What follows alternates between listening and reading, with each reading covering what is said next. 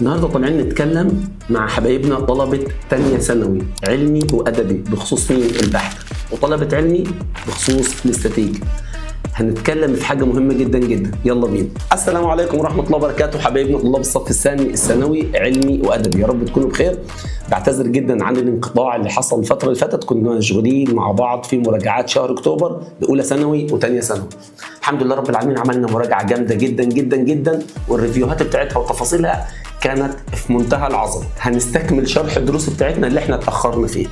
احنا نزلنا الدرس الاول والدرس الثاني جبر، نزلنا الدرس الاول والدرس الثاني تفاضل، نزلنا الدرس الاول حساب مثلثات، ده بالنسبه للبحث، ونزلنا الدرس الاول والدرس الثاني بالنسبه للاستاتيك. هنكمل مع بعض بحث وهنكمل مع بعض استاتيكا، وان شاء الله باذن الله انتظروا فيديوهات جامده جدا جدا جدا، وبوعدكم ان شاء الله باذن الله خلال 10 12 او 15 12 هنكون انتهينا من شرح كل الفيديوهات الخاصه بالبحث والخاصه بالاستاتيك، وان شاء الله باذن الله مجهز لك كورس مراجعه عظمه جدا جدا جدا جدا.